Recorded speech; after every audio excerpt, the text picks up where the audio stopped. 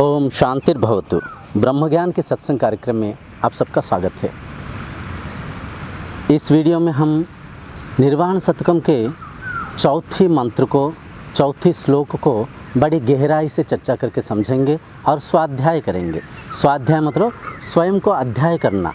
मैं कैसे आत्मा हूँ, मैं कैसे ब्रह्म हूँ, आत्मरूपी मैं इस मन को, इंद्रियों को, शरीर को एक वस्तु के रूप में, वस्त्र के रूप में कैसे विनियोग कर रहा हूँ। तो जब हम क्या आत्मा है, क्या अनात्मा है, इनके भेद को, इनके पार्थक्य को समझ पाएंगे तो समय आएगा निहायती निश्चय हम समझ पाएंगे हम ब्रह्म है, हम आत्मा है, हम असीम है। हम बोलना भी अनुचित हो मैं, क्योंकि ब्रह्म एक है, आत्मा एक है। आत्मा रूपी मैं अविनाशी हूँ, अजन्मा हूँ, देश काल वस्तु से परे हूँ। मैं सीमित नहीं, असीम हूँ। मैं रचाया हुआ इस जगत में मैं स्वयं को भूल गया हूँ। स्वयं को अविद्या से शरीर मान के अनजाने में दुखी हो रहा हूँ। तो सबसे पहले आइए श्लोक को हम उच्चारण करेंगे। श्लोक इस प्रकार है। न पुण्यम न पापम न सौख्यम न दुःखम न मंत्रो न तीर्थो न वेदा न यज्ञम अहम भोजनम नैव भोज्यम न भोक्ता चिदानंदरूपम शिवोहम शिवोहम शिवोहम शिवोहम शिवोहम शिवोहम चिदानंदरूपम शिवोहम शिवोहम शिवोहम शिवोहम। यहाँ पे बोला जा रहा है ना पुण्यम ना पापम ना सौख्यम ना दुखम। पाप पुण्य मन में है। हम कई सारा चीज़ को मान रखे हैं परंतु जानते नहीं है। पाप पुण्य कौन कर रहा है? मन कर रहा है। ये जो संसार को हम देख रहे हैं, ये संसार एक नियम को आचरण करते हुए परिचालन कर रहे हैं, जिसे कि लॉ ऑफ द नेचर बोलते हैं। उस नियम के साथ शास्त्रवत आप जो भी कार्य करते हैं, जो कार्य इस जगत के प्रत्येक प्राणी के लिए लाभदायक है, शांतिकर है, वैसे कार्य को हम पुण्य बोलते हैं। पाप वो है जो हमारा जो भी कार्य, जो भी मनसा वाचा कर्मणा, जो भी कर्म को हम करते हैं, उसके द्वारा अगर जगत को हानि हो रहा है, किसी प्राणी को पीड़ा दे रहा है, तो वो पाप है। तो पाप पुण्य कौन कर रहा है? मन कर रहा है, मैं नहीं। ना पापम ना पुण्यम ना सौख्यम ना दुखम। मैं पाप पुण्य नहीं हूँ, पाप को पुण्य को देखने वाला दृष्टा हूँ, क्योंकि मैं मन के साक्षी हूँ, मन के ऊर्ध्व में हूँ। मन जब अच्छे संस्कार को धारण करता है, अच्छे लोगों के बीच में बैठता है, हर दिन सत्संग करता है, अच्छा संगति करता है, तो मन पुण्य करता है। मन अच्छे राह में चलता है, सबका भला चाहता है, तो ये मन ही पुण्य कर रहा है। मन पाप कब करता है? मन जब कोई गलत शरीरों की संगति करता है, उटपटांग से विचारों को आदान प्रदान करता है, उल्टा सीधा चीज़ों को देखता है, क्योंकि मन एक दर्पण के जैसा है। जो देखेगा, जो सुनेगा, इंद्रियों की सहायता से जो भी भौतिक ज्ञान को ग्रहण करेगा, वो ज्ञान ही मन में संस्कार के रूप में निर्माण हो रहा है। वही संस्कार ही वह शरीर को व्यवहार करने में प्रेरित कर रहा है। तो गलत संगति के कारण मन संस्कार को दूषित करके मन ही पाप भी करता है। परंतु मैं पाप नहीं, मैं पुण्य नहीं, मैं पाप पुण्य करने वाला उस मन के साक्षी के भाव में, उस मन के दृष्टा के रूप में, मन के ऊर्ध्व में हूँ। ना सौख्यम ना दुखम। सौख्यम मतलब सुविधा, अच्छा, जिसे कि शांति बोल सकते हैं, खुशी भी बोल सकते हैं। जैसे चीज़ें, वस्तु पदार्थ को हम चाहते हैं, जिन वस्तु पदार्थ के माध्यम से मन कुछ पल के लिए ठहर जाता है, या तो हम यूँ बोल सकते हैं मन को सुकून मिलता है, शांति मिलता है, तो उसे हम पुण्य सुख बोलते हैं, उसे सौख्यम बोलते हैं। और दुख क्या है? जो चीज़ हमें अच्छा नहीं लगता है, जो चीज़ हमें पीड़ा देता है, जो चीज़ हमें अशांति देता है, दुख देता है, उसे हम दुखम बोलते हैं।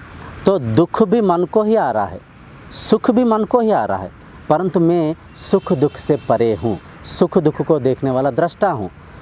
तो यहाँ पे बोला जा रहा है, मैं पुण्य नहीं, मैं पाप नहीं, मैं सौख्य नहीं, मैं दुख नहीं, ना मंत्रो ना तीर्थो ना वेदा ना यज्ञम। जो हम मंत्र को उच्चारण करते हैं, ना मंत्रो, मैं मंत्र नहीं हूँ, मंत्र को मन उच्चारण कर रहा है। क्यों उच्चारण कर रहा है? मंत्रोच्चारण द्वारा मंत्र के साथ मन एकाग्र होगा, मन भौतिक विचारों से मुक्त होगा। मन जब एकाग्र होगा, मंत्र के साथ एक होगा, तो मन शांत होगा, मन स्थिर होगा। मन जब शांत होगा, स्थिर होगा, तब मन अंतर्मुखी होगा और अंतरात्मा में बैठे हुए मुझे पहचान पाएगा। तो ना मंत्रो ना तीर्थो। तीर्थ मतलब क्या है? हम तीर्थ स्थल में जाते रहते हैं। तीर्थ में नहीं हूँ, तीर्थ एक जगह है।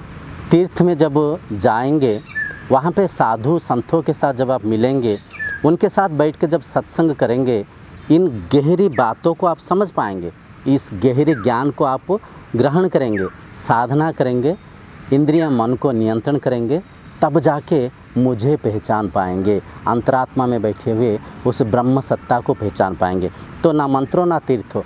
मंत्र मन उच्चारण कर रहा है, मैं मन के साक्षी के रूप में मन को देख रहा हूँ। तीर्थ में मन जाता है, शरीर जाता है, इंद्रियां जाते हैं। तीर्थ में जो भी हम कार्य करते हैं, तीर्थ की वह मन के वृत्ति को मैं साक्षी के रूप में देख रहा हूँ। तो ना मंत्रो ना तीर्थो ना वेदा ना यज्ञम। वेद जो हम बोलते हैं, वेद को श्रुति बोला गया है, और वेद साधु संतों की अनुभवों के ज्ञान है। साधु संत गृह त्याग करके एकांत प्रदेश में बिता के इंद्रियां मन को निग्रह करके, इंद्रियां मन के स्वभाव को, स्वरूप को समझते हुए, उनके जो साधना बल से, उनके जो तपो बल से वो आत्म साक्षात्कार किए थे, तो उनके अनुभवों को वेदों के माध्यम से लिखा गया है। तो वेद को जब मन पढ़ेगा, वेद में नहीं हूँ, वेद को माध्यम करके मुझ तक साधक पहुँच सकता है। तो साधक को मुझ तक पहुँचने के लिए वेद को अध्ययन करना पड़ेगा। वेद के जो उपनिषद कांड है वह मुख्य है, उपनिषद को पढ़ना चाहिए। उपनिषद को ब्रह्म विद्या बोला गया है, उपनिषद वेदों की सारांश है। तो जब एक साधक वेद को पढ़ेंगे, उपनिषद को पढ़ेंगे, वेदों के माध्यम से जब इन गहरे ज्ञान को समझ पाएंगे, साधना करेंगे, तो मन के ऊर्ध्व में मुझे समझ पाएंगे, मुझसे लीन हो पाएंगे। मैं मतलब यहाँ पे आपके आत्म तत्व के बारे में बोल रहा है। आप ही है, आप ही वह ब्रह्म है, आप ही वह आत्मा है, परंतु अविद्या से, अस्मिता से स्वयं को मन के तल पे यह देह मान रखे हैं। तो जब वेद को पढ़ेंगे, आप आत्म तत्व के साथ लीन हो पाएंगे। ना वेदा ना यज्ञ। हम कई सारे यज्ञ करते रहते हैं। यज्ञ करने के साथ साथ हमें इस बात को परखना भी चाहिए, यज्ञ के आहुति किसको हम दे रहे हैं, कौन वह भगवान है जिन्हें समझने के लिए, जिन्हें प्राप्त करने के लिए हम यह भौतिक यज्ञ कर रहे हैं। भौतिक यज्ञ करने के साथ साथ आंतरिक यज्ञ करने की आवश्यकता भी है। अंतर्यज्ञ करते हुए मन में जो भी अहंकार है, अहम भाव है, ममत्व है, काम क्रोध मद आश्चर्य रूपी मन के जो भी मैला है, मन के जो भी अवगुण है, ये तमाम अवगुण को मन के उस हवन कुंड में स्वाहा करके, आहुति दे के मन को जब आप शुद्ध करेंगे, अंतःकरण को जब आप शुद्ध करेंगे, विचारों को जब आप सात्विक करेंगे, मन शांत होगा, मन स्थिर होगा, मन अपने साक्षी को, अपने दृष्टा को समझ पाएगा, मन अंतर्मुखी होगा और मन अपने आत्म तत्व को समझ पाएगा। अहम भोजनम नैव भोज्यम न भोक्ता। मैं भोजन नहीं हूँ, भोजन को खाने वाला भोक्ता भी नहीं हूँ। देखिए कितना गहरी बातें बोला जा रहा है यहाँ पे। अहम भोजनम नैव भोज्यम न भोक्ता। मैं भोजन नहीं हूँ, उस भोजन को खाने वाला वह भोक्ता भी नहीं हूँ, मैं वह भोजन को भोगने वाला वह भोग्य वस्तु भी नहीं हूँ। यहाँ पे इस गहराइयों को समझिए। आत्मा विषय है, आत्मा वस्तु नहीं है। जो भी हम इंद्रियों के द्वारा, मन के माध्यम से मनन कर पाते, अनुभव कर पाते, सोच पाते, देख पाते, सुन पाते, सूंघ पाते, चख पाते। इंद्रियां मन के द्वारा जो भी भौतिक संसार के अनुभव को हम अनुभव कर पाते हैं, ये तमाम वस्तु है, विषय नहीं। इन तमाम इंद्रियों की भोग्य वस्तु को, मन के विचारों को जो विषय देख रहा है, जो सब्जेक्ट देख रहे हैं, वह ब्रह्म है, वह आत्मा है, वो आप है।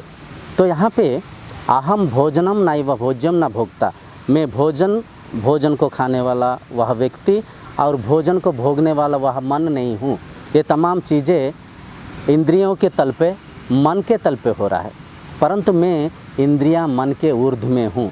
मैं भोजन खाने वाला उस भोक्ता के मन को भी देख रहा हूँ, भोजन को भी देख रहा हूँ, भोजन के रुचि को चखने वाला वह मन को भी देख रहा हूँ, इंद्रियां रूपी उस जिह्वा को भी देख रहा हूँ, भोजन को भी देख रहा हूँ। इन तमाम भौतिक वस्तु पदार्थ से जेहेतु मैं ऊर्ध्व में हूँ, चिदानंद रूपम शिवोहम शिवोहम, चिदानंद रूपम शिवोहम शिवोहम, मैं चैतन्य स्वरूप हूँ, मैं आत्मा स्वरूप हूँ, मैं ब्रह्म स्वरूप हूँ, मैं संसार के आधार हूँ। मैं मतलब क्या है, ये आपके बारे में बोला जा रहा है। ब्रह्म के स्तर पे मैं तो रूपी अंतर नहीं होता है, मैं ही तू ही मैं, हम सब एक है, एक ब्रह्म द्वितीय नास्ति।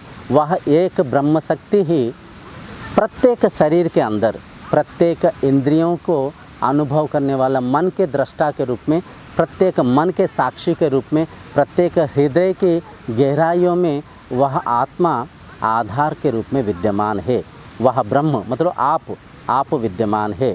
तो इस श्लोक में हमें समझाया जा रहा है, मैं पाप नहीं, मैं पुण्य नहीं, मैं सौख्य नहीं, मैं दुख नहीं, मैं मंत्र नहीं, मैं वेद नहीं, मैं भौतिक कोई भी वस्तु पदार्थ नहीं, मैं भोजन नहीं, भोजन को खाने वाला भोक्ता नहीं, मैं शरीर, इंद्रियां, मन के ऊर्ध्व में जो आत्मसत्ता है, जो ब्रह्म शक्ति है, वो मैं हूँ। मैं शरीर के माध्यम से इस संसार को, इंद्रियों के माध्यम से इस शरीर को, मन के माध्यम से इंद्रियों को, ये तमाम भौतिक वस्तु पदार्थों को वस्तु के रूप में विनियोग कर रहा हूँ। मैं अविनाशी आत्मा हूँ, मैं ब्रह्म हूँ। तो आशा करता हूँ आप इन श्लोकों के गहराई को समझ पाते होंगे। आज इस श्लोक को यहीं पे समाप्त करेंगे। आगामी अध्याय में हम निर्वाण शतकम की 5वें श्लोक को बड़ा गहराई से चर्चा करेंगे, समझेंगे, जीवन में आचरण करेंगे और अपना असीम सत्ता को, अविनाशी आत्मा को समझेंगे, आत्म साक्षात्कार करेंगे, जीवन के उद्देश्य को पूर्ति करते हुए मनुष्य जीवन को सार्थक करेंगे। ओम सर्वे भवन्तु सुखिनः, ओम शांतिर्भवतु।